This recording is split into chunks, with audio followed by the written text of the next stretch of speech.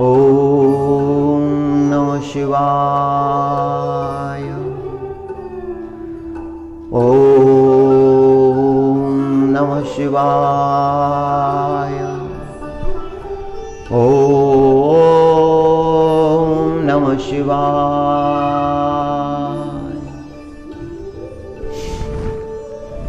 योगसन्न्यस्तकर्माणं ज्ञानसञ्छिन्नसंशयम् आत्मवन्तं न कर्माणि निबध्नन्ति धनञ्जय। योगसन्न्यस्तकर्माणं ज्ञानसञ्छिन्नसंशयम् आत्मवन्तं न कर्माणि निबध्नन्ति धनञ्जय। मनोनी संशयाहुनी थोर आणिक नाही पाप घोर। हा विनाशाची वागूर प्राणियाशी। येणे कारणे तुवा त्यजावा आदि हाची एकूजणावा। जो ज्ञानाची आभावा माझी असे। जे अज्ञानाचे गडद पडे ते हा बहुवस मनी वाढे। मनोनी सर्वथा मार्ग मोडे विश्वासाचा। मनोनी संशयाहुनी थोर आणिक नाही पाप घोर। हा विनाशाची वागूर प्राणियाशी। हरी श्री कृष्ण परमात्मा अर्जुनजी महाराजांना संशयाबद्दल सांगतात। संशयाला पाप म्हटलं परमात्म्यानं। संशयापेक्षा मोठं पाप नाही। हा विनाशाचा मार्ग प्रशस्त करणारा आहे। म्हणून हे अर्जुना आधी हा संशय त्याजावा। आधी या संशयाचा त्याग करावा। ओम हरी हरी। आदमो दानयमो यस्तु प्रोक्तस्तत्त्वार्थदर्शिभिः। ब्राह्मणा विशेषेण दमो धर्म सनातनः। मनुष्याचं चरित्र उंच झालं पाहिजे। लौकिकातून निघालं पाहिजे।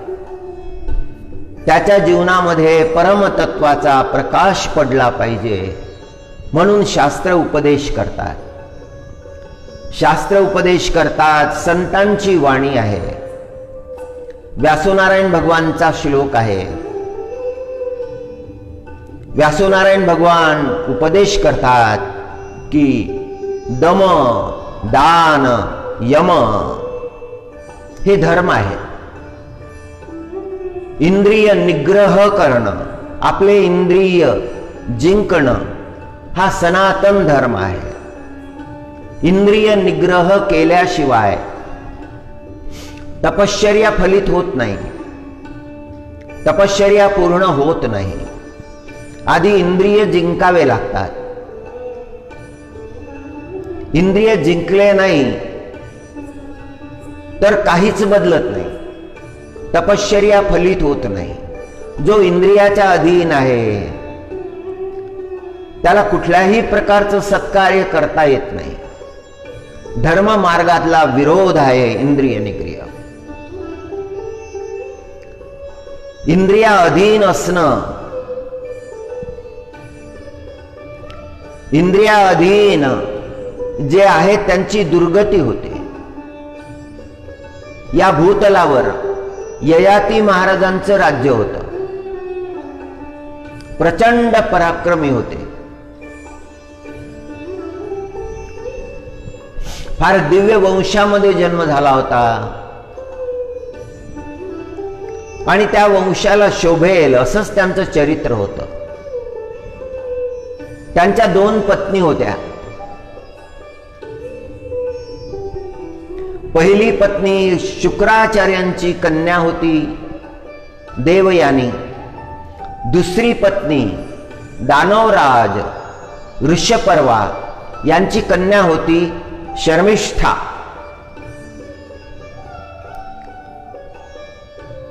दुसरी पत्नी ही दानव कुळामधली होती. ययाती महाराजांना विवाह करावा लागला होता. त्यांच्या समोर फार मोठं संकट होतं आणि त्यांनी गुप्तपणे शर्मिष्ठा सोबत विवाह केला होता. देवयानी ही शुक्राचार्यांची कन्या असल्यामुळे हट्टी स्वभावाची होती. देवयानीला हे माहीतच नव्हतं की ययाती राजानं दुसराही विवाह केलेला आहे.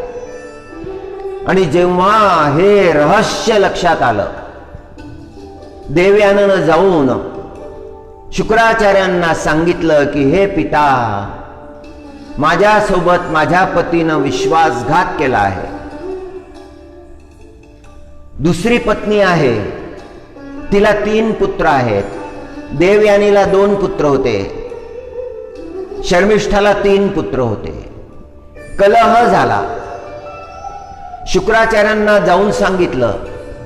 शुक्राचार्यांना क्रोध आला आणि त्या क्रोधामध्ये शुक्राचार्यांनी ययाती राजाला श्राप दिला की भूमीला स्पर्श होता बरोबर तुला वृद्धत्व येईल. आणि ययाती राजाला जर्जर वृद्धत्व आलं.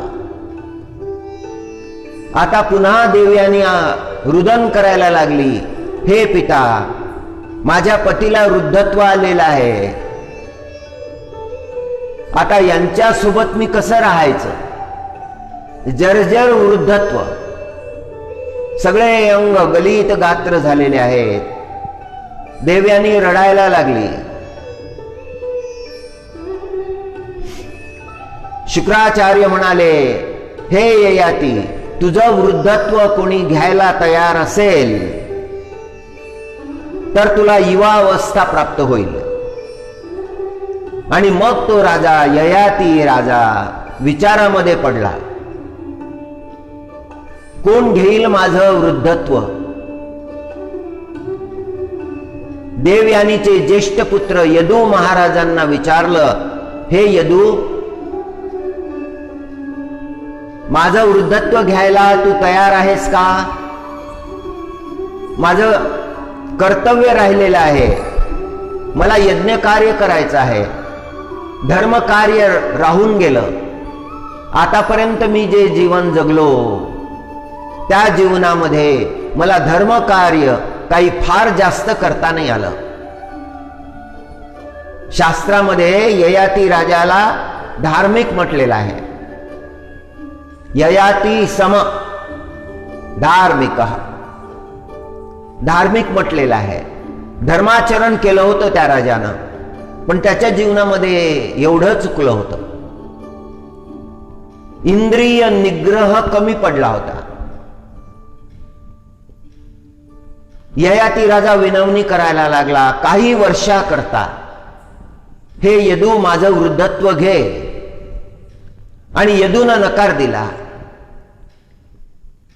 हे पिता, आपण अपराध करायचे आणि आम्ही दंड भोगायचा. माझ्या आईचा विश्वासघात तुम्ही केला. मी तुमचं वृद्धत्व कदापि घेणार नाही. स्पष्ट उत्तर दिलं यदुराजानं.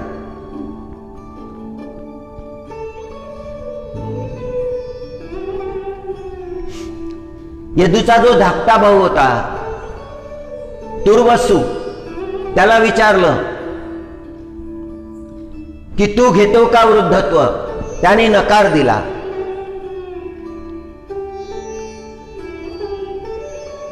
नंतर शर्मिष्ठाचे 3 पुत्र होते, अनु, दय्यू, पुरु. अनुला विचारलं, अनुनही नकार दिला, बाबा आम्ही तुमचं वृद्धत्व घेणार नाही. दय्यूनं तेच उत्तर दिलं. आता राहिले पुरु. हे मात्र पितृभक्त होते, इंद्रिय जयी होते, वयानं लहान होते, पण इंद्रियावर विजय प्राप्त केला होता. संयम होता जीवनामध्ये, अंतःकरणामध्ये पितृभक्ती होती. हे पिता, कठीण प्रसंगामध्ये मी तुमच्या उपयोगी पडलो नाही तर मग माझ्या जीवनाला काय अर्थ आहे? हे पिता, मोठ्या आनंदानं मी आपलं वृद्धत्व स्वीकारतो आणि पाहिजे तेवढा काळ आपण आपलं कार्य करावं. प्रसंग फार अद्भुत आहे. ययाती महाराज आणि त्यांचे पुत्र शर्मिष्ठापासून असलेले पुरु यांनी परस्पर आलिंगन दिलं. ययाती राजाचं वृद्धत्व पुरु राजाला प्राप्त झालं. शर्मिष्ठाचे सगळ्यात लहाने पुत्र ययाती राजाला तारुण्य प्राप्त झालं. ययाती राजाचे जे संकल्प होते ते सगळे संकल्प ययाती राजानं पूर्ण केले. यज्ञानंतर यज्ञ, यज्ञानंतर यज्ञ, यज्ञानंतर यज्ञ.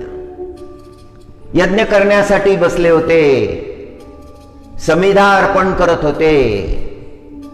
जेव्हा धृताची धार सोडायला लागले, अग्नी प्रचंड भडकला आणि ययाती राजाच्या लक्षात आलं की भोग जेवढा घ्यावा तेवढी भोगेच्छा वाढत जाते, वैराग्य प्राप्त होत नाही, लवकर वैराग्य प्राप्त होत नाही. ययाती महाराजांनी निश्चय केला, आता झालं तेवढं धर्म कार्य पुरे झालं. आणि पुरुला बोलावून घेतलं आणि सगळं राज्य पुरुला दिलं, आशीर्वाद दिले. ययाती राजा वनामध्ये निघून गेला आणि नंतर इंद्रिय निग्रह धारण करून तो राजा मोक्षाला प्राप्त झाला. हरी, स्वर्गलोकाची त्याला प्राप्ती झाली. हा प्रसंग व्यासनारायण भगवानांनी वर्णन केला. हरी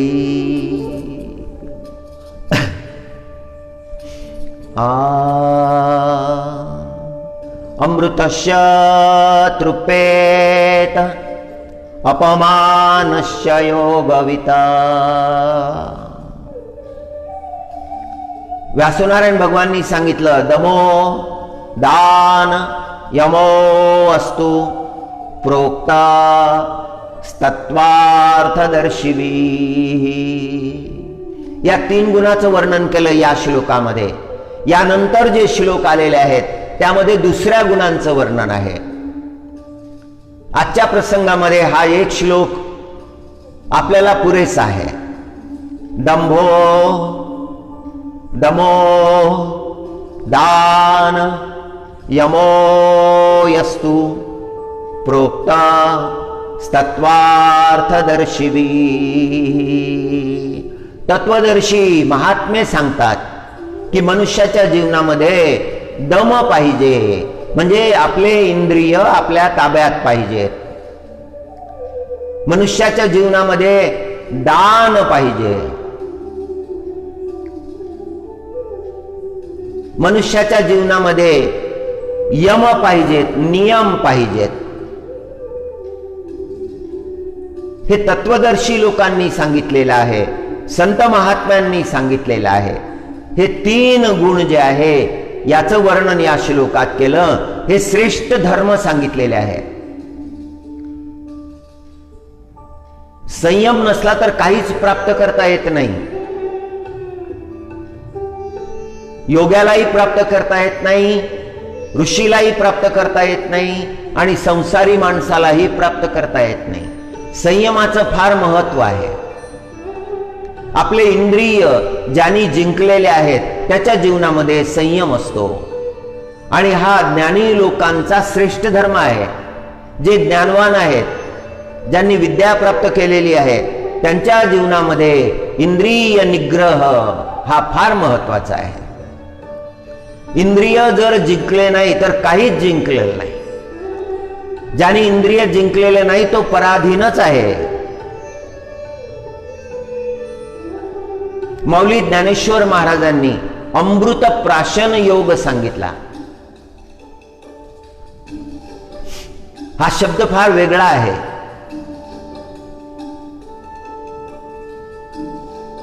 या शब्दाचा अर्थ पद्मपुराणामध्ये सापडला. पद्मपुराणामधला तो श्लोक वाचल्यानंतर लक्षात आलं की माऊलीनं जे सांगितलं त्याचा संदर्भ पद्मपुराणाचा आहे. माऊली ज्ञानाचे समुद्र आहेत, ज्ञानराज आहेत. जगामध्ये जे ज्ञान माऊली ज्ञानेश्वर महाराजांनी प्रगट केलं ते अलौकिक आहे. जीवनामध्ये खूप कष्ट झाले, समाजानं खूप अवहेलना केली, तिरस्कार केला, पण माऊली ज्ञानेश्वर महाराजांनी अगदी सहज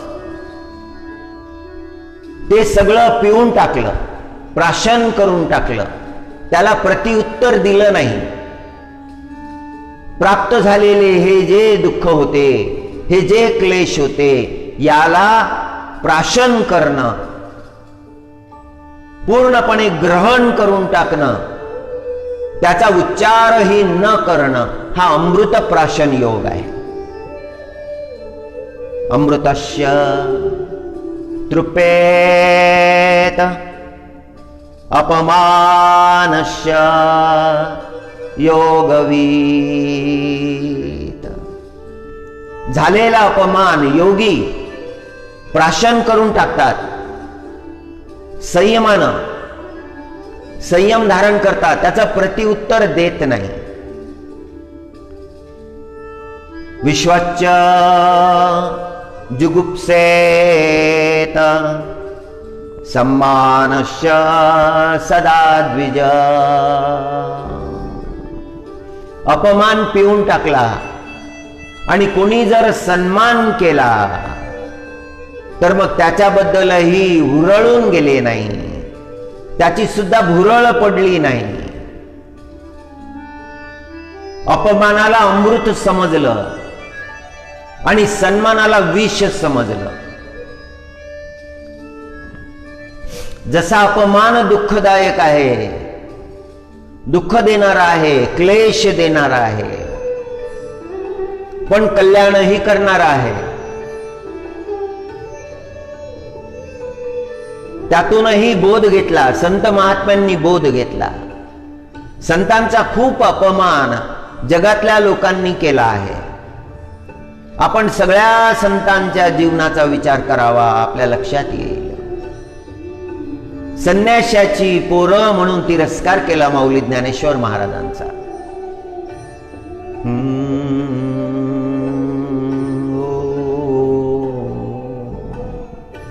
जे परमात्म स्वरूप आहे त्यांचा तिरस्कार. फार मोठं चरित्र करण्यासाठी भूतलावर अवतरलेले आहेत त्यांचा तिरस्कार. हो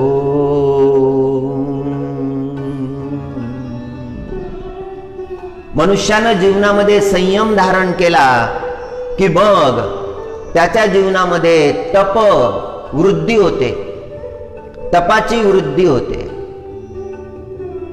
त्याच्या जीवनामध्ये तेजाची वृद्धी होते. त्याला पाहिलं की लक्षात येतं हे सामान्य नाहीत, हे वेगळे आहेत. त्याच्या चेहऱ्यावर त्या तपाचा प्रकाश, त्या तेजाचा प्रकाश दिसायला लागतो. माऊलीनं तर सगळं हे शास्त्र पचवून टाकलं. अनंत ग्रंथाचे संदर्भ माऊली ज्ञानेश्वर महाराजांनी ज्ञानेश्वरीमध्ये प्रगट केलेले आहे. अनेक ग्रंथाचे संदर्भ. ग्रंथराज ज्ञानेश्वरीचे एक अभ्यासक सांगली जिल्ह्यामध्ये आम्हाला भेटले होते. एक दिवस विनंती केली, महाराज आपण प्रवचन करा. आणि मोठ्या आनंदानं त्यांनी स्वीकारलं आणि प्रवचन केलं. माऊलीच्या एका ओवीवर प्रवचन केलं. इतके छान बोलले. आणि ते बोलत असताना माऊली ज्ञानेश्वर महाराजांचं महात्म्य सांगत असताना त्यांनी सांगितलं 385 ग्रंथाचं सार ग्रंथराज ज्ञानेश्वरीमध्ये आहे. हा अद्वितीय ग्रंथ आहे. असा ग्रंथ न भूतो न भविष्यती. मराठी भाषेचा अलंकार आहे. एका एका शब्दामध्ये शास्त्राचा संदेश आहे. स्कंद पुराणातल्या श्लोकाचा संदर्भ माऊलीच्या ओवीत सापडतो. पूज्यता डोळा न देखावी, स्वकीर्ती कानी नायकावी. आपण फार मोठे आहोत ही भावना निर्माण होऊ द्यायची नाही. अहंकाराचा स्पर्श होऊ द्यायचा नाही. आपण फार श्रेष्ठ आहोत, इतरांपेक्षा ज्ञानी आहोत, अशा प्रकारच्या भावनेचा स्पर्श अंतकरणाला होऊ द्यायचा नाही. सावध राहायचं. अंतर्बाह्य योग्यानं सावध राहायचं. साधकानं सावध राहायचं. आपली साधना ढळू द्यायची नाही. आपली साधना कळू द्यायची नाही. आपली साधना ढळायलाही नको आणि आपली साधना कोणाला कळायलाही नको. साधना दाखवण्याचा प्रयत्न करू नये. तसा प्रयत्न केला तर साधना क्षीण होते. ते तेज क्षीण होतं. आपण असलं पाहिजे, दिसो ना दिसो. तेज संपन्न असलं पाहिजे, तप संपन्न असलं पाहिजे, भक्ती संपन्न असलं पाहिजे, ज्ञान संपन्न असलं पाहिजे. पण ते दाखवण्याचा प्रयत्न मात्र करायचा नाही. कारण तो अवरोध आहे. आणि दाखवायचं कोणाला आहे? कोणाला दाखवायचं आहे? आणि ज्यांना दाखवायचं आहे त्यांना त्याचं महत्व आहे का? तशी आवश्यकता आहे का? तशी गरजच नाही. ते दाखवण्यामध्ये जे आहे ते आपलं आहे ते जाईल. म्हणून ते सांभाळलं पाहिजे. एक एक पायरी शिखराकडे गेली पाहिजे. जे परम तत्व प्राप्त करायचं आहे, जे परम ज्ञान प्राप्त करायचं आहे, त्याकडे एक एक पाऊल पुढे गेलं पाहिजे, पुढे गेलं पाहिजे, पुढे गेलं पाहिजे. आपले चरण पांडुरंगाकडेच गेले पाहिजे, परमात्म्याकडेच गेले पाहिजे.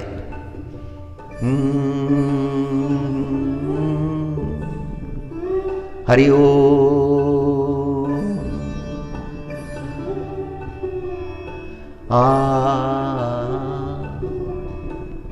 आचरणाचं शास्त्र व्यासनारायण भगवानांनी सांगितलं आणि तेच आचरणाचं शास्त्र माऊली ज्ञानेश्वर महाराजही सांगतात. पांडवांचा घोर अपमान झाला.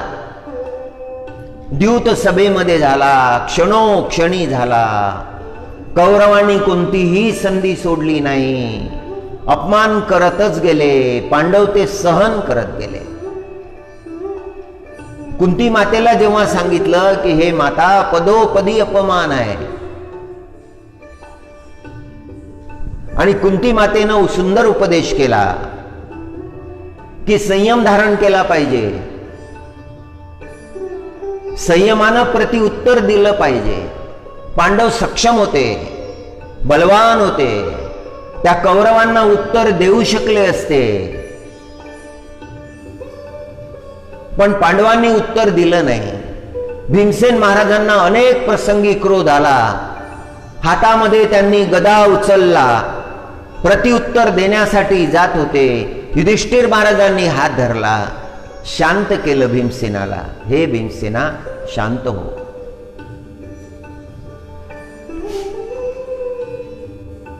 ते मूढ झालेले आहेत.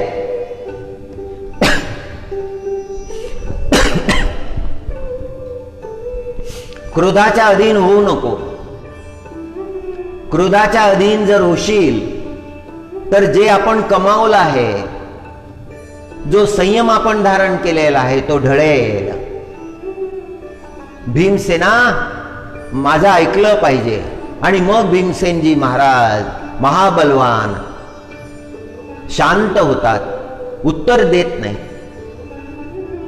माता द्रौपदीचा भयंकर अपमान होत असतानाही भीमसेनजी महाराज उत्तर देत नाही.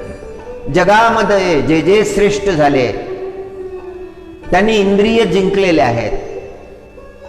इंद्रिय संयम आहे. सद्गुणाशिवाय मनुष्य श्रेष्ठ नाही होऊ शकत. सद्गुण धारण केल्याशिवाय मनुष्य श्रेष्ठ होऊ शकत नाही. केवळ बोलून सद्गुण धारण होत नाही. सद्गुणाची चर्चा केली, संवाद साधला, पण धारण केले नाही, जीवनामध्ये ते धारण केले नाही, तो मनुष्य श्रेष्ठ होऊ शकत नाही. धारण केल्यानंतरच तो श्रेष्ठ होत असतो. ज्ञानाचा प्रकाश आपल्याला माहीत आहे म्हणून होत नाही. जीवनामध्ये, आचरणामध्ये तो आल्यानंतर मग त्या ज्ञानाचा प्रकाश पडतो. परमात्म्याची प्राप्ती तशी होत नाही. विठ्ठल भगवानची प्राप्ती तशी होत नाही. जन्मोजन्मीचे पुण्य लागतात. जन्मोजन्मीची आराधना लागते, उपासना लागते.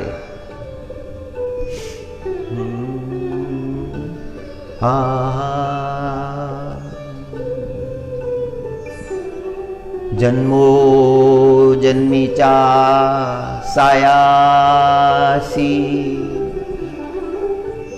विठ्ठल लाधला पुंडलिकाशी.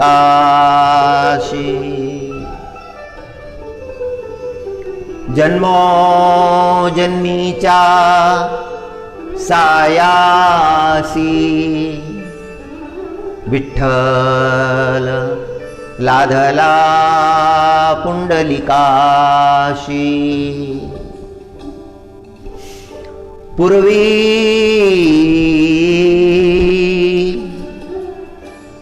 पुण्य केले ओ माय, पूर्वी पुण्य केले ओ माये.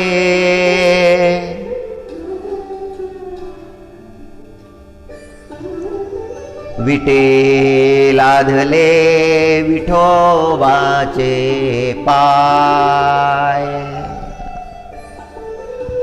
पूर्वी पुण्य केले ओ माये,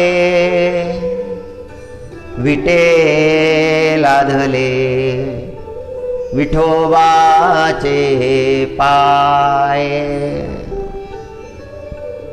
बाप रखुमा देवी वरू आहे,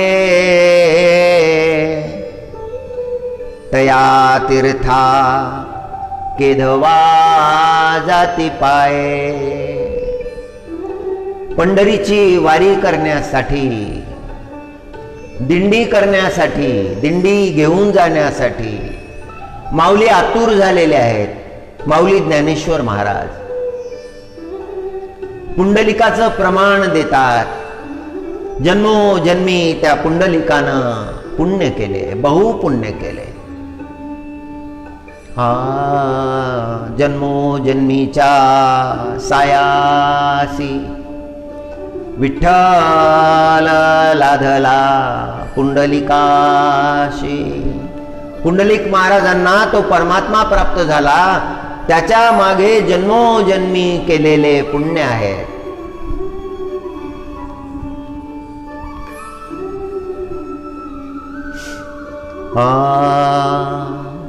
पूर्वी पुण्य केले ओ माये, विटे लादले विठोबाचे पाय. म्हणून तो परमात्मा आला, पुंडलिकासाठी आला आणि विटेवर उभा राहिला.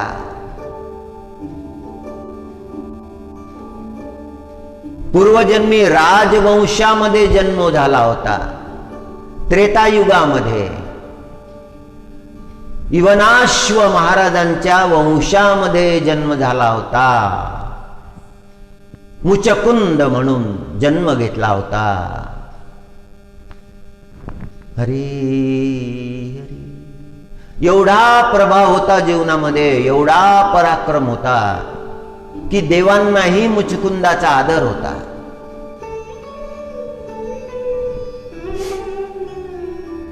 इंद्र आले होते, स्वर्गाचे राजे इंद्र आले होते. हे मुचकुंदजी महाराज, आपल्या मदती मागण्यासाठी आलो. स्वर्गावर आक्रमण झालेलं आहे, दैत्यांचं आक्रमण. स्वर्गाचं रक्षण करणं देवांना शक्य नाही. आपल्याला विनंती आहे, आपण स्वर्गामध्ये यावं, देवांसाठी युद्ध करावं. मुचकुंदजी महाराजांनी मान्य केलं. देवांच्या साठी गेले आणि दैत्यांसोबत युद्ध केलं. विजय खेचून आणला. जय देवांना प्राप्त होणार आहे. त्यावेळेला इंद्रानं धन्यवाद दिले. आपली कृपा झाली मुचकुंद महाराज, म्हणून देवांना जय प्राप्त झाला. आता आपली काय इच्छा आहे? मुचकुंदजी महाराज देवांच्या सेवेमध्ये होते, झोपले नव्हते. निद्रेची आवश्यकता होती. त्यांनी वरदान मागितलं, निद्रा. आणि इंद्रानं वरदान दिलं, तुमची निद्रा जो मोडेल तो भस्म होईल. मुचकुंदजी महाराज विचार करायला लागले. निद्रा तर मिळाली, पण जो निद्रा मोडेल तो भस्म होईल. मग कोणी साहसच करणार नाही निद्रा मोडण्याचं. म्हणजे येणाऱ्या काळामध्ये आपल्याला अखंड निद्रा घ्यावी लागेल. परोपकारासाठी जीवन होतं मुचकुंद महाराजांचं.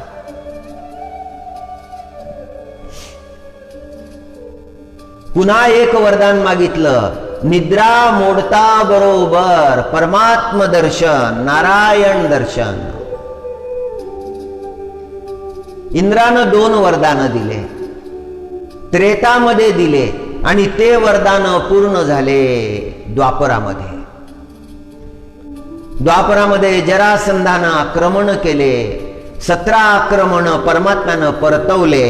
18वं आक्रमण जे होतं त्यावेळेला मथुरा नगरी सोडायची होती. लीला केली कृष्ण परमात्म्यानं. एका गुहेमध्ये गेले, तिथे मुचकुंदजी महाराज झोपलेले होते. त्यांच्या अंगावर आपलं उपवस्त्र टाकलं, मागे जाऊन उभे राहिले. काल यवन नावाचा भयंकर दैत्य त्या गुहेमध्ये शिरला.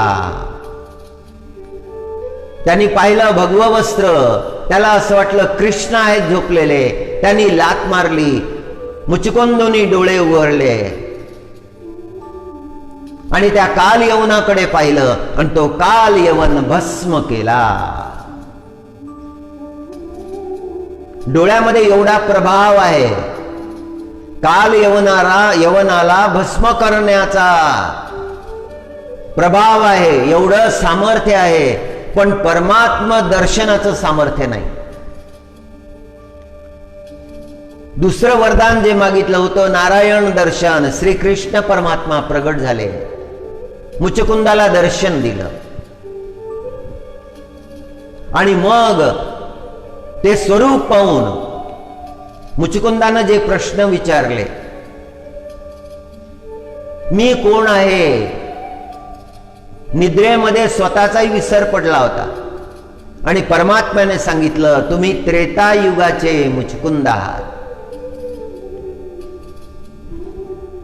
इक्ष्वाकू वंशामध्ये, विवस्वत मनूच्या वंशामध्ये तुमचा जन्म आहे. तुमचं कुळ फार पवित्र आहे. तुमच्या कुळामध्ये रामप्रभूनं जन्म घेतला, लीला केली, अनंत वर्ष त्यांनी राज्य केलं. त्यांच्या पिढ्यामध्ये रामप्रभू नंतर 49 पिढ्यांनी राज्य केलं आणि मग त्रेता संपलं. मग द्वापर आरंभ झालं आणि द्वापरामध्ये हे 28वं द्वापर आहे. आणि ज्यांचं दर्शन तुम्ही मागितलं होतं तो नारायण मी तुमच्या समोर कृष्ण रूपामध्ये आहे. मुचकुंदजी महाराजांना दर्शन प्राप्त झालं आणि त्यांनी विचारलं की आता मी कुठे जाऊ. श्रीकृष्ण परमात्मा म्हणाले, अजून इच्छाच आहे का जाण्याची, आता कुठे जाल, तुमचा वंश राहिलेला नाही. तुमचे पुण्य फार आहेत, अपार पुण्य केलेले आहेत. माऊलींनी तो उल्लेख केलेला आहे, त्या पुण्याचा संकेत केलेला आहे.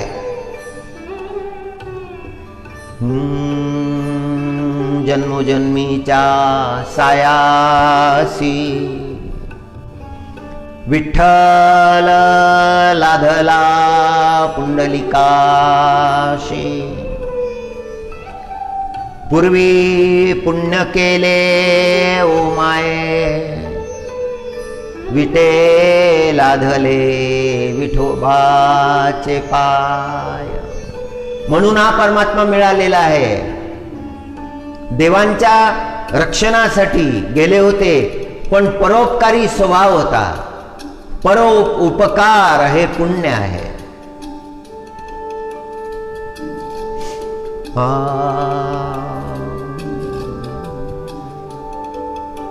मौली ज्ञानेश्वर महाराजांनी तो संकेत केला. पूर्वी पुण्य केले ओ माय.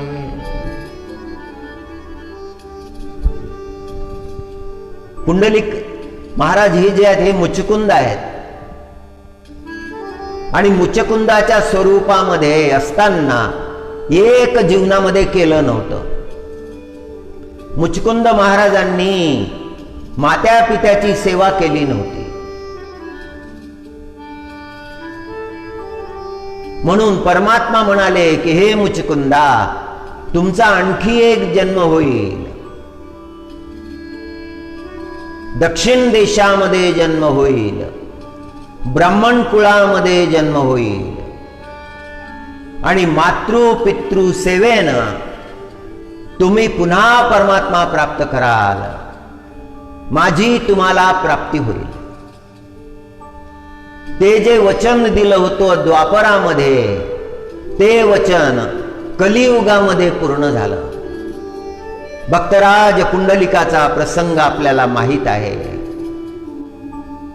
प्रयागवरून जेव्हा परत आले भक्तराज पुंडलिक, तर पंढरपुरामध्ये ज्या ठिकाणी भीवरा नदी ही चंद्राच्या कोरीसारखी वाहते, तिचं नाव तिथे चंद्रभागा आहे. त्या चंद्रभागेच्या किनारी पुंडलिकजी महाराज मात्या पित्यांची सेवा करायला लागले. त्या सेवेमध्ये एवढे तल्लीन झाले, सगळं काही विसरले. पूर्वजन्मीचे पुण्य आहे, पूर्वजन्मीचा प्रभाव आहे. हे तप सफल झालं. साक्षात परमात्मा आले. परमात्म्याने हाक मारली, पुंडलिका मी आलो आहे. पुंडलिकजी महाराजानं बाजूला पडलेली वीट जी होती ती मागे भिरकावली. आले तैसे उभे राहा. विटेवर उभं केलं. आले तैसे उभे राहा, पहा माझ्या प्रेमासी.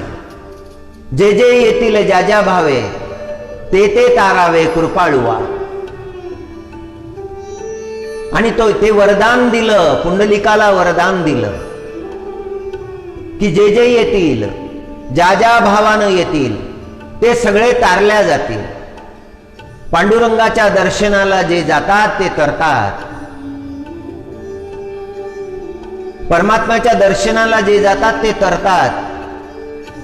एक फार मोठे संत होऊन गेले मिथिला देशामध्ये. त्यांचं नाव उदयनाचार्य. सगळ्या शास्त्रामध्ये निपुण होते.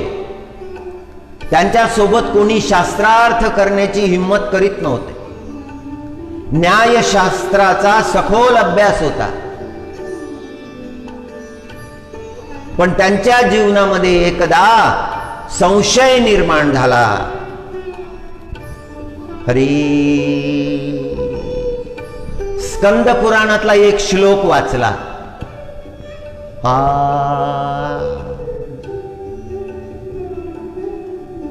यत्र साक्षात् जगन्नाथ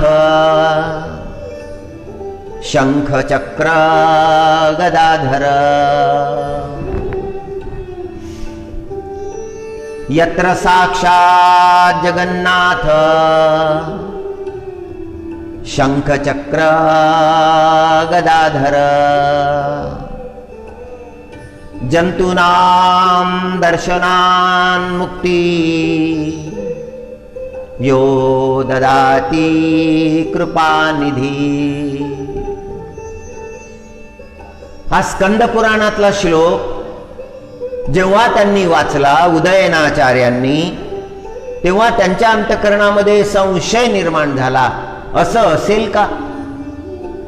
खरंच दर्शन करता बरोबर मुक्ती मिळेल का?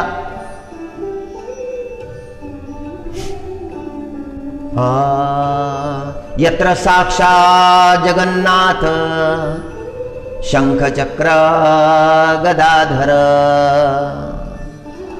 जंतूनां दर्शनान् मुक्ति यो ददाति कृपानिधी. हरी मनामध्ये संशय आला उदयनाचार्यांच्या आणि ते निघाले जगन्नाथपुरीला, जगन्नाथ प्रभूच्या दर्शनासाठी. मिथिला फार दूर आहे. मिथिलेवरून जनकनंदिनी श्री सीताजी यांची जी जन्मभूमी, जिथे ज्यांनी चरित्र केलं त्याला मिथिला म्हटलेलं आहे. म्हणून सीताजीचं नाव मैथिली सुद्धा आहे. मिथिलेवरून आली ना, म्हणून तिला मैथिली म्हटलेलं आहे. तिथे होते उदयनाचार्य, प्रकांड ज्ञानी. पण संशय आला अंतःकरणामध्ये. तर्क उगवला की संशय येतो, संशय उगवला की विश्वासाचा नाश होतो. जिथे विश्वास आहे तिथे संशय नाही, जिथे संशय आहे तिथे विश्वास नाही. संशय घातक असतो. विनाशाची वागूर म्हटलेला आहे. माऊली ज्ञानेश्वर महाराज म्हणतात, विनाशाची वागूर संशयाहुनी थोर, अनेक नाही पाप घोर. ज्ञानी माणसाला फार घातक आहे. हा अंतःकरणामध्ये कधी उगवू द्यायचा नाही, येऊ द्यायचा नाही. हा येतच राहतो, संशय निर्माण होतो. उदयनाचार्यांच्या जीवनामध्ये श्लोकावर संशय निर्माण झाला. व्यासोनारायण भगवान हे म्हणाले. हे कसं म्हणाले हे तपासलं पाहिजे. आणि उदयनाचार्य चालत चालत जगन्नाथपुरीला आले. रात्रीची वेळ होती, मंदिर बंद झालेलं होतं, देवदर्शन झालेलं नाही. नंतर विचार केला, ब्रह्ममुहूर्तामध्ये उठू, स्नानादी कर्म करून जगन्नाथ प्रभूच्या दर्शनाला जाऊ. आणि जेव्हा सगळे नित्य उपचार करून मंदिरामध्ये आले, मंदिराचं जे द्वार आहे, जगन्नाथ प्रभूच्या मंदिराचं आतलं द्वार, ते काही उघडत नाही. पुजारी उघडण्याचा प्रयत्न करतात, ते द्वार उघडतच नाही. आज मंगलाई झाली नाही. काकडा जो असतो जगन्नाथ प्रभूचा तोही झाला नाही. देवाचं स्नानादी कर्म काहीही झालेलं नाही. पुजाऱ्यांनी राजाला संदेश दिला, महाराज अशी अशी घटना घडलेली आहे. राजा स्वतः तिथे आले, पाहायला लागले, सैन्य बोलावलं द्वार उघडण्यासाठी. द्वार हलत सुद्धा नाही. राजाला असं वाटलं आपला काहीतरी अपराध झाला, काहीतरी फार मोठी चूक झालेली आहे, ही सत्य घटना आहे. म्हणून जगन्नाथ प्रभू दरवाजा उघडत नाही, उघडू देत नाही. तो दिवस तसाच गेला. त्या दिवशी जगन्नाथ प्रभूचं द्वार उघडल्याच गेलं नाही. पुजारी मोठे चिंतित झाले. आज द्वारही उघडलं नाही, देवाची सेवाही झाली नाही, नैवेद्यही अर्पण झाला नाही. व्याकुळ झाले ते मंदिरातले पुजारी. मुख्य पुजारी जे होते त्यांच्या स्वप्नामध्ये जगन्नाथ प्रभू आले.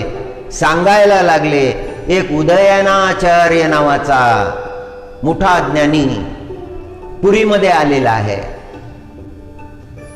त्याला त्याच्या अंतःकरणामध्ये संशय आहे. जोपर्यंत तो पुरीमध्ये आहे तोपर्यंत द्वार उघडलं जाणार नाही. राजानं सेवक पाठवले, शोधून काढा कुठे आहे तो उदयनाचार्य. पुरोहितही शोधायला लागले. एका पुरोहिताला दिसले उदयनाचार्य. त्यांनी विचारलं, तुम्हीच का उदयनाचार्य? आणि उदयनाचार्यांनी उत्तर दिलं, होय मीच. प्रभू माझ्या स्वप्नामध्ये आले आणि प्रभूंनी मला सांगितलं की तुम्ही ताबडतोब पुरी सोडून जा, इथे थांबू नका. तुम्ही परमात्मा तुम्हाला दर्शन देणार नाही. तुम्ही जोपर्यंत पुरीमध्ये आहात तोपर्यंत द्वार उघडलं जाणार नाही. हा प्रभूचा आदेश आहे, तुम्ही निघून जा. उदयनाचार्याच्या मनातले विचार जसा पुजारी बोलत होता, उदयनाचार्याला लक्षात आलं की आपल्या अंतःकरणातला संशय, विश्वासीला प्राप्ती आहे परमात्म्याची, संशय आत्माला प्राप्ती नाही. ज्याच्या अंतःकरणामध्ये संशय आहे, ज्याच्या अंतःकरणामध्ये संशय आहे त्याला कशी काय प्राप्ती होईल परमात्म्याची? हृदय परिवर्तन झालं, पश्चाताप व्हायला लागला. उदयनाचार्य धावत निघाले, जगन्नाथ मंदिरामध्ये गेले, बंद द्वाराच्या समोर प्रार्थना करायला लागले, प्रभू माझे अपराध झाले, भूमीवर पडलेले आहेत, दंडवत करीत आहेत, डोळ्यामधून अश्रुधारा वाहत आहेत, माझ्यावर कृपा करा, माझ्यावर कृपा करा. प्रभू सगळे वाट पाहत आहेत, आपलं दर्शन सगळ्यांना हवं आहे. प्रार्थना करत आहेत उदयनाचार्य. आणि प्रभूनं दरवाजा उघडला.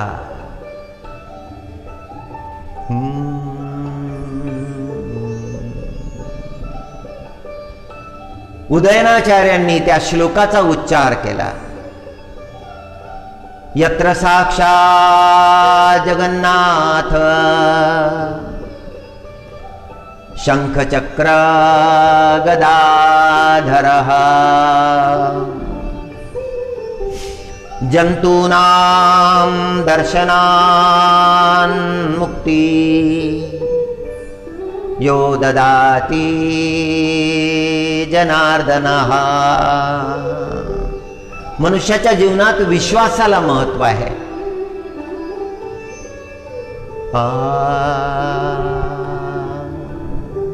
चौथ्या अध्यायातला श्लोक आहे श्रीमद भगवद्गीतेचा, ज्याचा उच्चार आपण केलेला आहे, योग संन्यस्त कर्माणं ज्ञानसञ्छिन्न संशयम् आत्मवन्तं न कर्माणि निबध्नन्ति धनंजय। मनोनी संन्यास मनोनी संशयाहुनी थोर आणिक नाही पापघोर। हा विनाशाची वागुर प्राणी अशी। हा घातक आहे, हा विनाशाची वागूर आहे। येणे कारणे तुवा त्यजावा। मग अर्जुनजी महाराजांना सांगतात की हे अर्जुना, म्हणून या कारणानं तू त्या संशयाचा त्याग करावा। येणे कारणे तुवा त्यजावा। आधी हाची एकू जिणावा।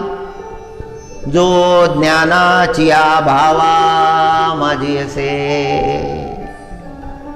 अज्ञानाच्या ठाई संशयाची वस्ती। जीवनामध्ये जर अज्ञान असेल तर तिथे मग संशय आहेत। ज्याचं अंतकरण संशयानं भरलेलं आहे त्याला प्राप्ती नाही।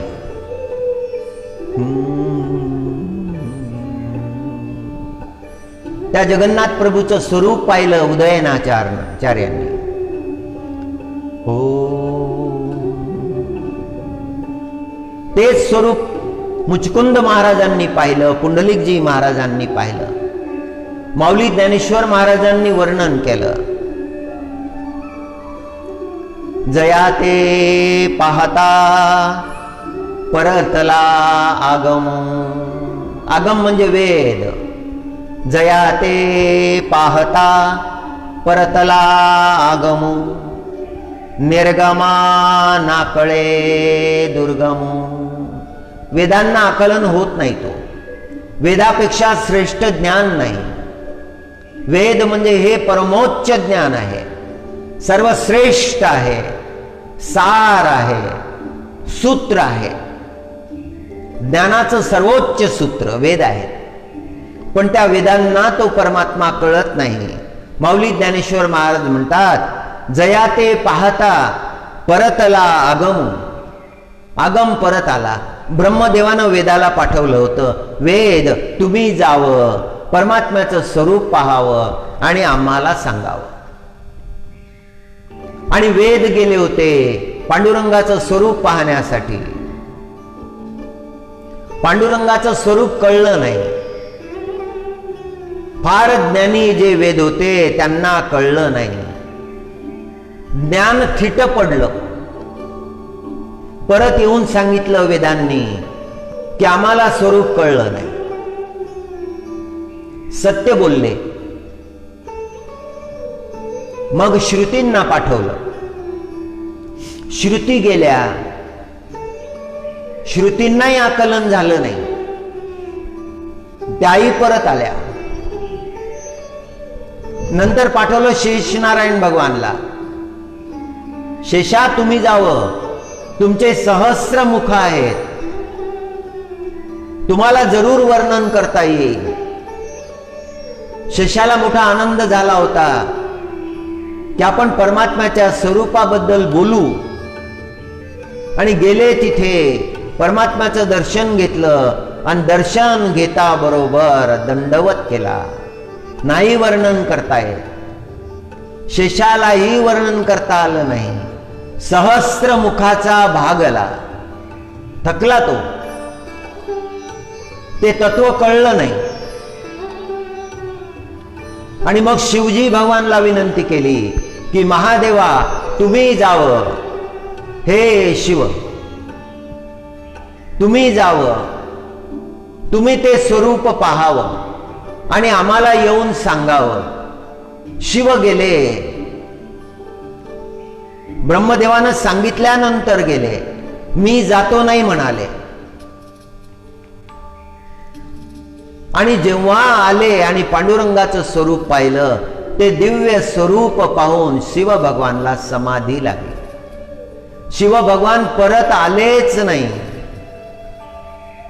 आकलन झालं नाही ते स्वरूप। त्या परमात्म्याचं स्वरूप आकलन होत नाही, बुद्धी जाऊ शकत नाही तोपर्यंत त्या बुद्धीला थांग पत्ता लागत नाही. शरणागती हा केवळ मार्ग आहे. जया ते पाहता परतला गमू, निर्गमा नाकळे दुर्गमू. सिद्धी साधका निरुते वरमू, न पडे ठाई सर्वता.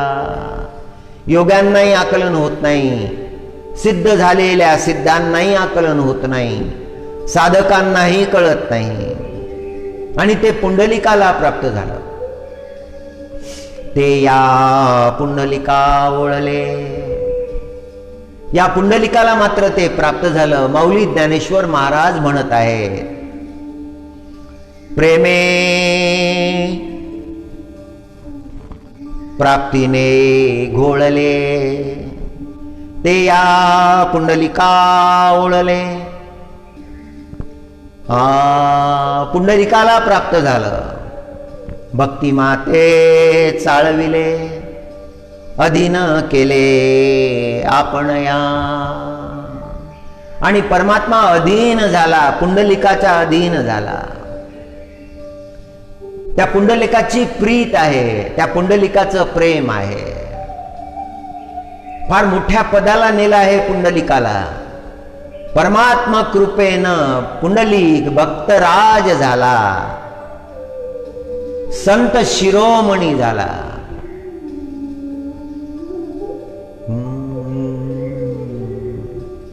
परमात्मा म्हणाले होते मुचकुंदाला, मुचकुंदा तुझा एक जन्म पुन्हा होईल. मातृ पितृच्या सेवेनं तू परमात्म्याला प्राप्त करशील. जगामध्ये तुझी अद्भुत कीर्ती होईल, जगामध्ये तू वंदनीय होशील. आणि ते शब्द खरे झाले. पुंडलिक महाराजांनी कर्नाटक देशामध्ये अवतार धारण केला, अद्भुत असं चरित्र केलं. पुंडलिकाला वरदान दिलं आणि त्याचं स्मरण वारकरी संत वेळोवेळी करून देतात. पुंडलिक वरदा हरिविठ्ठल श्री ज्ञानदेव तुकाराम. नंतर माऊलीचं नाव आणि तुकोबाचं नाव जोडलं. पुंडलिक वरदा हरिविठ्ठल. हरिविठ्ठलानं पुंडलिकाला वरदान दिलं. देवा तुम्ही वरदान दिलेलं आहे बरं, आणि याची साक्ष कोण आहेत? याची साक्ष आहेत ज्ञानदेव तुकाराम. हे स्मरण करून देतात, हे पांडुरंगा जे जे तुमच्या दर्शनाला येतील त्यांना तुम्ही तारावं. मग तुम्ही हे नाही पाहावं की त्यांच्या अंतःकरणातले कोणते भाव आहेत.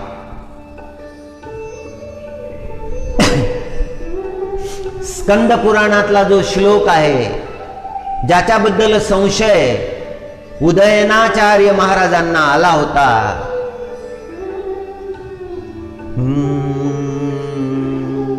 त्या श्लोकाचं जे अंतःकरण आहे, जो भावार्थ आहे, तोच या वचनामध्ये आलेला आहे.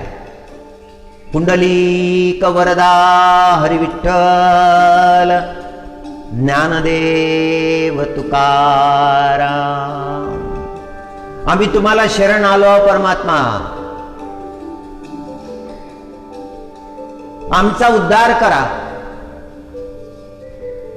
आजची नवमी आहे. उद्या माऊली पंढरपुरामध्ये पोहोचणार आहे दशमीला.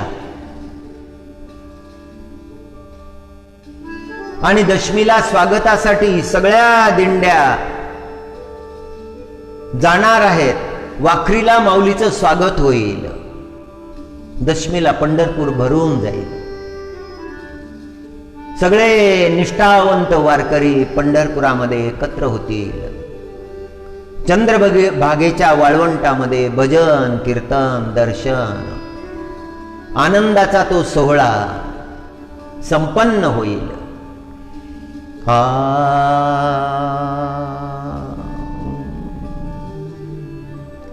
हरी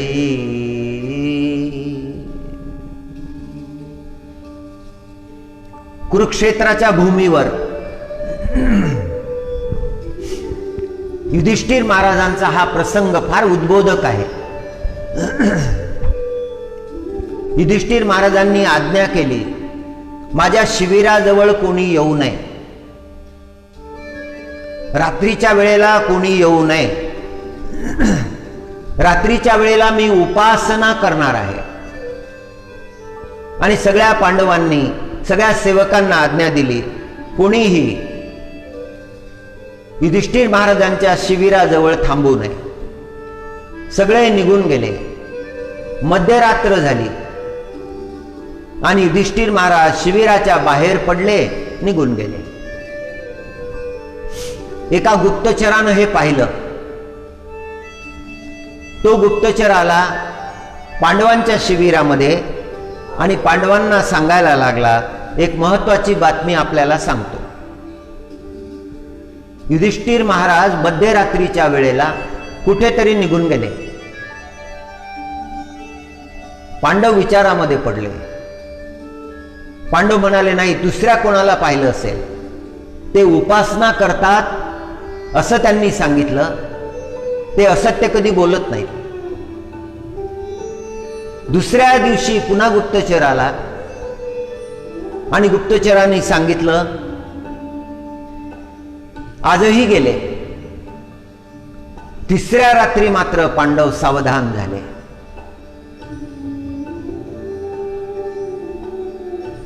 युधिष्ठिर महाराजांच्या मागे मागे मागे अर्जुनजी महाराज लपत छपत गेले. युधिष्ठिर महाराज त्या ठिकाणी गेले ज्या ठिकाणी घायाळ झालेले सैनिक होते, ज्यांचा मृत्यू झाला होता, त्यांचे ते देह झाकलेले होते. युधिष्ठिर महाराजांनी एका एका देहाचं परीक्षण केलं, हलवून पाहिलं, हाक मारून पाहिले. युधिष्ठिर महाराजांनी जाताना सोबत पाणी नेलं होतं आणि ज्याच्यामध्ये काही प्राण आहेत त्याला हाक मारली. त्यांनी डोळे किलकिले केले, त्याच्या मुखामध्ये पाणी टाकलं, त्याला धीर दिला. तुझी काही इच्छा आहे का असं त्याला विचारलं. मग दुसऱ्या सैनिकाची सुधी घेतली, तिसऱ्याची घेतली. सगळे घायल झालेले, मृत झालेले,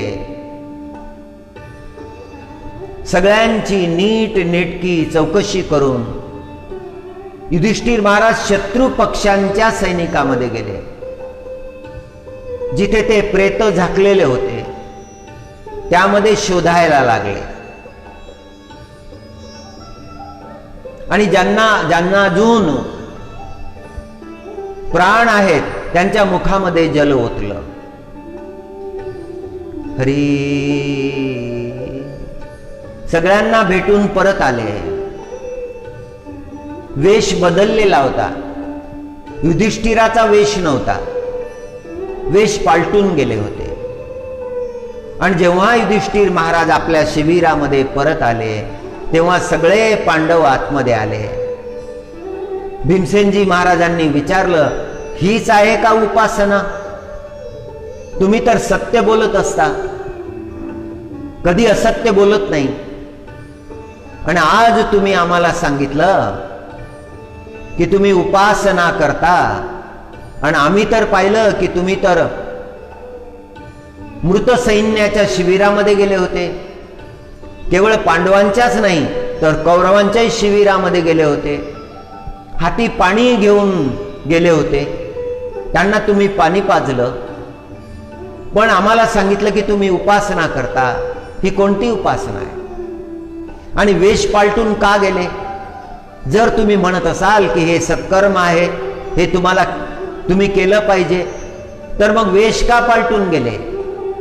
युधिष्ठिर महाराज म्हणाले, तुझ्या सगळ्या प्रश्नाचे उत्तर देतो. दुःखिताला सांत्वन देणं ही उपासनाच आहे. मी असत्य बोललो नाही. जे तृषा आकुल झालेले आहेत त्यांच्या मुखामध्ये पाणी टाकणं ही उपासनाच आहे. सेवा ही उपासनाच आहे. जे पांडवांसाठी लढले, ज्यांनी पांडवांसाठी देह ठेवला, त्यांची चौकशी करणं हे आद्य कर्तव्य आहे. त्यांच्याबद्दल तो भाव अंतःकरणामध्ये धारण करणं ही उपासना आहे. आणि पाणी का नेलं सोबत? पाणी याकरता सोबत नेलं की मरणासन्न व्यक्तीला पाण्याची आवश्यकता असते, म्हणून पाणी घेऊन गेलो. आणि वेश पालटून का गेलो? प्रत्यक्ष राजाच आपल्या समोर आलेला आहे म्हणून ते गांगरून जातील. त्यांच्या मनामध्ये जे आहे ते मला सांगणार नाही, म्हणून वेश पालटून गेलो होतो. त्यांना मी माझ्यापेक्षा श्रेष्ठ समजत होतो म्हणून वेश पालटून गेलो होतो. आणि मी त्यांना विचारलं, मरणासन्न व्यक्तीला विचारलं, तुमचा काही संदेश आहे का तुमच्या परिवारासाठी? हे मला जाणून घ्यायचं होतं. जे आपल्या उपयोगी पडले त्यांचं अंतःकरणच जर आपण जाणलं नाही तर मग आपल्या जाणण्याला अर्थ काय राहतो? आणि तू विचारलं भीमसेना, शत्रू पक्षामध्ये का गेले? शत्रू पक्षांच्या सैनिकाच्या त्या शिबिरामध्ये का गेले? याचं उत्तर असं आहे, हे भीमसेना, माझा कोणीही शत्रू नाही. कौरवही माझे शत्रू नाहीत. त्यांना मी शत्रू समजतच नाही. कौरवांसाठी जे लढलेले होते त्यांचाही समाचार घ्यायला गेलो होतो, कारण त्यांचीही सेवा करणं माझं कर्तव्य आहे. हा सेवा धर्म आहे. हा सेवा धर्म मला माझ्या गुरूंनी सांगितला होता. सेवा धर्म मनुष्यानं विसरू नये. सेवा धर्म करीत असताना, त्याचं पालन करीत असताना अंतःकरणामध्ये कोणत्याही प्रकारचा भेद येऊ नये. सेवा धर्म ही उपासनाच आहे. युधिष्ठिर महाराजांनी उत्तर दिलं, गहन गंभीर असं उत्तर दिलं. धर्म स्वरूप आहेत युधिष्ठिर महाराज. साक्षात धर्मानच युधिष्ठिर महाराजांच्या स्वरूपामध्ये अवतार धारण केलेले आहे.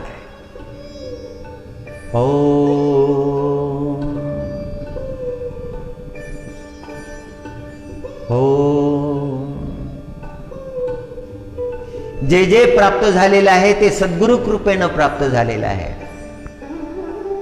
माऊली ज्ञानेश्वर महाराजांनी निवृत्तीनाथ महाराजांबद्दल आपल्या अंतःकरणातले भाव प्रगट केले आहेत. माऊली ज्ञानेश्वर महाराज ने अपने अंतःकरण के भाव प्रकट किए हैं. सकळ तीर्थे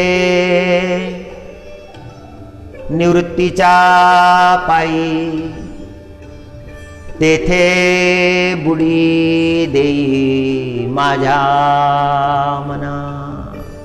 हे मेरे मन, गुरु के चरणों को मैं कभी ना भूलूं.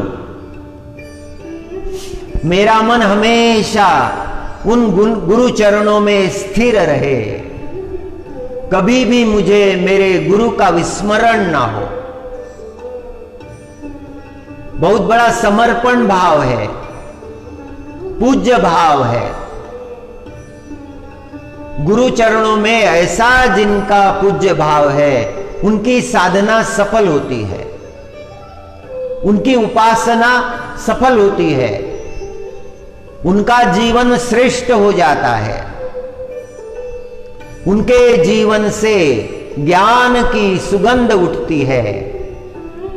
तेज का प्रकाश तपश्चर्या का प्रकाश उनके जीवन में प्रकट होता है। सकळ तीर्थे निवृत्तीच्या पायी, तेथे बुडी देई माझ्या मना। आता मी न करी चित्ताचे भ्रमण, वृत्तीशी मार्जन केले असे। आता मी न करी चित्ताचे भ्रमण, वृत्तीशी मार्जन केले असे। मेरा चित्त इधर उधर घूमता था, भटकता था, एक जगह पर स्थिर नहीं रहता था। अभी मैंने वो चित्त गुरु के चरणों में रख दिया है और मैंने वृत्तियों का मार्जन कर लिया है। मार्जन माने स्वच्छ कर लिए हैं, धो लिया है अंतकरण।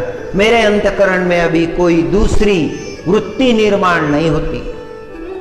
एक एक इंद्रिय की हजारों वृत्तियां हैं। काम की एक वृत्ति नहीं, हजारों वृत्तियां हैं।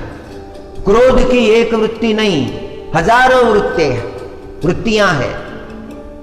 और मौली ज्ञानेश्वर महाराज कहते हैं कि उनका मार्जन मैंने कर दिया है, वो विसर्जित कर दी है, उनका प्रक्षालन कर दिया है। उनका कोई लेश अभी मेरे चित्त में नहीं है। जिनके इतने दिव्य भाव है, सारी वृत्तियों का विसर्जन करने का सामर्थ्य मौली ज्ञानेश्वर महाराज में है। ये वही कर सकते हैं। धो दिया है अंतकरण, शुद्ध कर दिया है, पवित्र कर दिया है। अब मेरा चित्त भटकता नहीं। ज्ञानेश्वर महाराज कहते हैं अब मेरा चित्त भटकता नहीं, अब वो स्थिर हो गया है, गुरु चरणों में स्थिर हो गया है। एकार्णव झाला, एकार्णव झाला, तरंगू बुडाला। एकार्णव झाला, तरंगू बुडाला, तैसा देह झाला एक रूप। अभी एकत्व का उपदेश है, अद्वैत सिद्धांत का उपदेश है। एक रूप हो गए हैं, अब दो नहीं रहे। बापर कुमा देवी वरे, विठ्ठले नवल पै केले। जो भी घटना घटित हुई है वो तो विठ्ठल भगवान की कृपा से हुई है, ये उन्होंने ही किया है।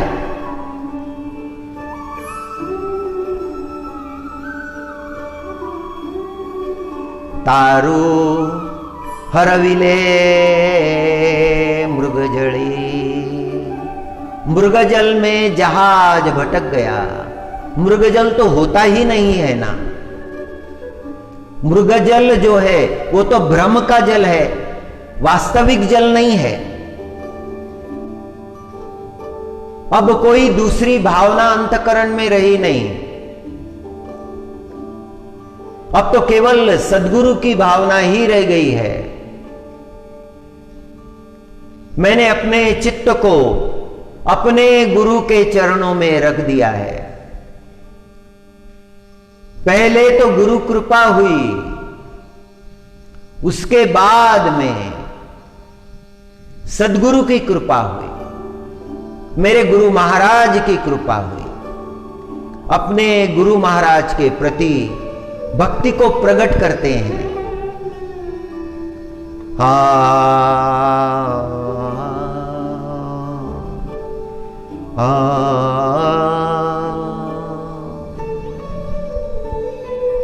ओम नमो नारायणाय,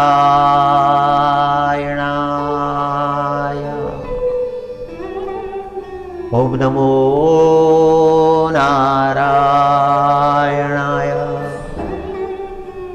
ओम